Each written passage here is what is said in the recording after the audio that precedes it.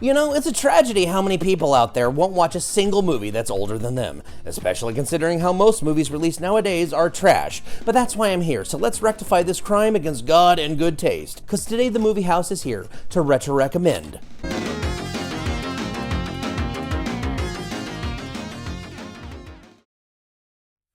1996 saw Paramount release The Phantom in hopes of scoring a Cape Crusader-level success of their own. The Phantom debuted back in 1936, which, yes, means he predated Superman and Batman by a couple years. Created by Lee Falk and drawing inspiration from Tarzan, Zorro, and Mowgli from the Jungle Book of all places, the purple-clad swashbuckler has one foot in pulp while setting a lot of trends in superhero comics still in vogue to this day. The form-fitting outfit that shows off how physically strong our hero is. The white pupilless eyes behind a domino mask, and much like Batman, the Phantom has no powers, but uses his mystique to build up a legend around him. The dark, uncharted jungle of Bengala is home to the Ghost Who Walks, a seemingly undying jungle protector who has sworn to bring justice to the evil pirates of the Sang Brotherhood. In truth, the Phantom isn't immortal, but merely the male heirs of a family tree taking up the mission and mantle each generation. The latest Phantom is Kit Walker, and he must now travel to the concrete jungle to aid an old flame of his, to stop an eccentric power-mad tycoon from obtaining a trio of mystical skulls that when combined grants incredible destructive power. If you can get past the purple, the Phantom I feel works better than almost all these flicks on actually delivering rousing action and swashbuckling. Originally slated to be helmed by Gremlins' Joe Dante, with the studio eyeing Bruce Campbell for the title role, which, finished product notwithstanding, I would have killed to see that. Eventually Dante dropped out, though his contributions earned him a producer credit still. Ultimately, directorial duty settled on Simon Windsor of Quigley Down Under and Free Willy fame, who solidly directs the flick to a crisp and clean 100-minute runtime. Heightened by the underappreciated David Newman's old-school-inspired film score, its driving main theme has been used many a times for trailers, including the final film in this miniseries. From TriStar Pictures.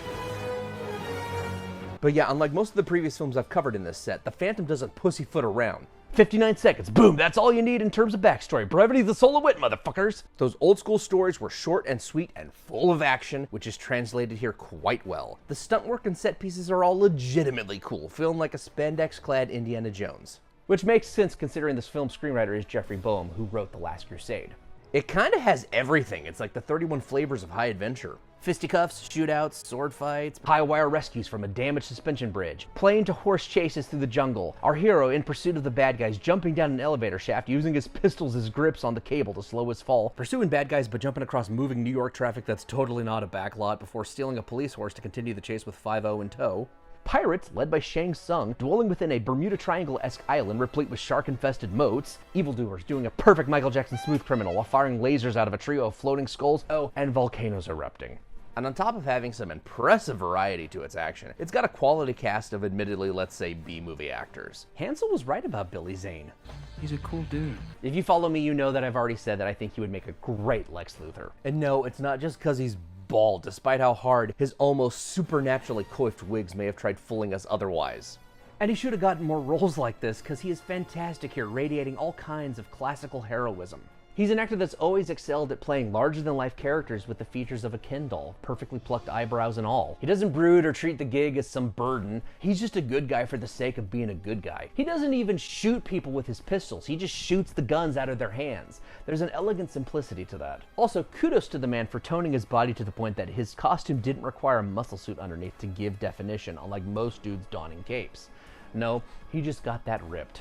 His love interest Diana Palmer, played by OG Buffy Christy Swanson, is a great foil. They avoid making her a damsel in distress, but she's also not insufferably unflappable like many modern female leads are. As previously alluded, the demon sorcerer himself, the great Kari Hiroyuki Tagawa, has a minor but always welcome turn as an evil pirate lord. And then there's the ever-reliable James Remar and a then-newcomer Catherine Zeta-Jones in smaller roles as villainous lackeys, with Zeta-Jones in particular standing out as the femme fatale Sala. But if I had to pick a favorite performance in this movie, it is no doubt Treat Williams' turn as Xander Drax. Good God, you know it's something special when the utter joy an actor is having with a role bleeds over into his character. It's the Raul Julia Bison play it big, play it loud school of acting, and it is a blast to watch. Now, even though I've been praising this movie, I understand why this movie gets dogged on. I mean, anyone with eyes can see why. On raw aesthetics, the Phantom has always been a goofy-looking character. I personally think the costume looks great here. I'm honestly amazed Paramount Pictures okayed such a comic-accurate costume when all their contemporaries were adding rubber and nipples everywhere. Some have said that the costume is the key reason why the movie was a failure, but hey man, if Captain America's star-spangled outfit can be taken seriously, I don't think that's the root of the problem.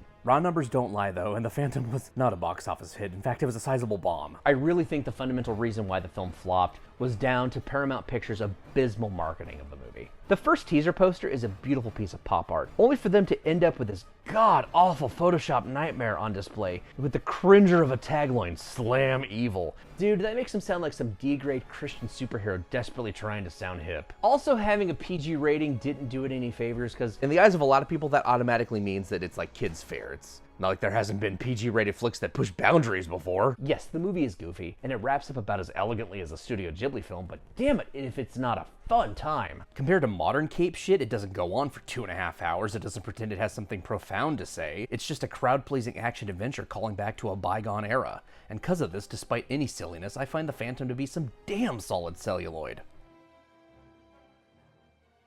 But that's enough for me. I'd like to hear what y'all thought now. Like, comment, share, or subscribe if you feel so inclined. But more importantly, until next time, thanks, and stay safe out there.